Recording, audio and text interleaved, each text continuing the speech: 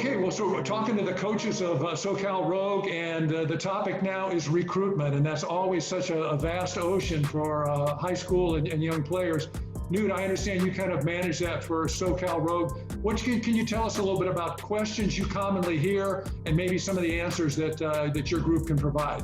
Yeah, recruiting out here, going back to talking about guys getting exposure, not only do we not have the same luxury that some guys back east have where colleges are right down the street, but at the same point, out on the west, there's a lot of times families don't grow up through the recruiting process. Where back east, you had older brothers, uncles, dads, etc. going through the recruiting process. They have a network, they understand how it goes. A lot of times parents out here, it's their first child, it's their first time going through the process, etc. And by the time they have it all figured out, it's junior, senior year, sometimes it's a little bit too late. So understanding what the recruiting process is early is what we're trying to get in front of our players here and our families that are in the Rogue program, so that they have the tools as they go through the recruiting process. They understand what they're seeing. They have a base in us that they can reach back to and kind of ask for guidance through some of those. But a big question, I'll get right into it, from parents is, should parents be involved in the recruiting process? And this is something that we hear a lot from players, what my mom or dad wants to lead the process, or parents, should I lead the process or not? And parents definitely need to be involved in the process, but they shouldn't be driving the bus.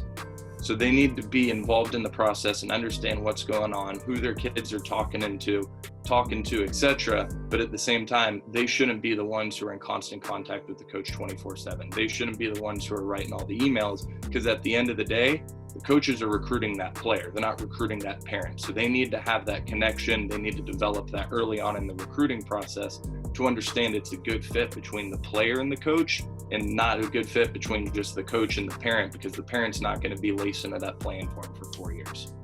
Okay, one of the huge questions that parents and players have is, hey, what's the best fit for me? Is it D1? Is it D3? And how do I choose within that? John, I understand you got a little bit of experience with that. Why don't you share it? It's such a huge decision, and you kind of got to trust the process. And as long as you're diligent, you're going to find a spot. If it doesn't work out, you always got opportunities to transfer. It's not like you're stuck there. But I think a lot of, especially out here out west, I think a lot of kids get stuck in the D1 or bust mentality where, if I'm not going D1, I don't really want to play lacrosse. I'm not fit for it. I'm glad that I didn't see it. I didn't see it that way.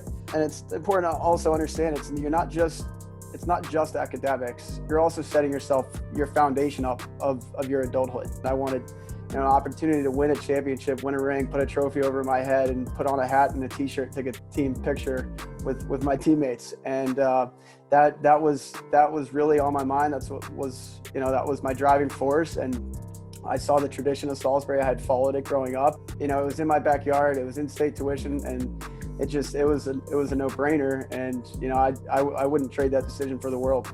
It's important to be comfortable in that environment. If you're looking for success, find a team that's dedicated that has a dedicated program, a dedicated coach that is going to create that. You're going to walk into a culture, and you're going to understand how cultures survive and how they can die, depending on the success of that program, not just in the classroom, which is incredibly important as well. You want a good degree, but it's important to understand it's a foundation of your adulthood, and you want to make sure you're comfortable in whatever setting you choose.